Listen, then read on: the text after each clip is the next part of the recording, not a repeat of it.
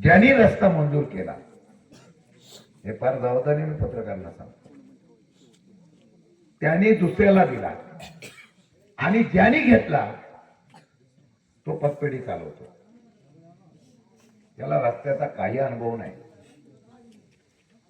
तुपे नावाचा माणूस आहे, त्यांनी पतपेढी त्याची आहे.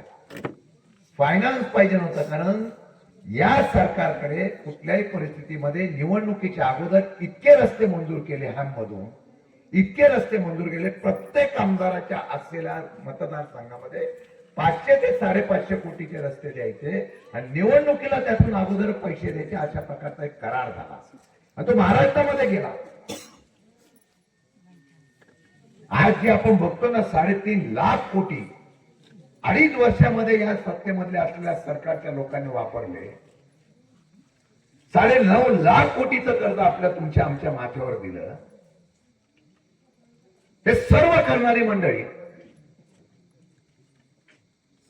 आज आमच्या लोकांना जी काय हाल अपेक्षा होत आहेत ना, आमच्या मुलांना जायचं कॉलेजला म्हटल्यानंतर सुद्धा आमची मुलं आताच कॉलेजला जाऊ शकत नाही, अशी परिस्थिती ज्यांनी उभी केली.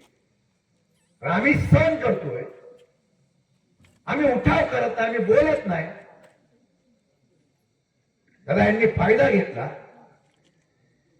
शेवटी तुम्ही आंदोलन केलं, रस्ता नको केल्यानंतर कलेक्टरकडे मी बैठक लावली. त्या कलेक्टरने सांगितलं आम्ही त्याच्यावर कारवाई करतो. सभागृहामध्ये मी विषय मांडला. सभागृहामध्ये मंत्र्यांनी मला सांगितलं या बाबतीमध्ये आम्ही लगेच कारवाई करून लगेच काम सुरू करायला होतं. अद्यापही काम सगळं चालू आहे आणि एवढं काम चांगलं करतोय म्हणून जिल्ह्यातले अजून 3 रस्ते या माणसाला दिले. अजब तुझे सरकार.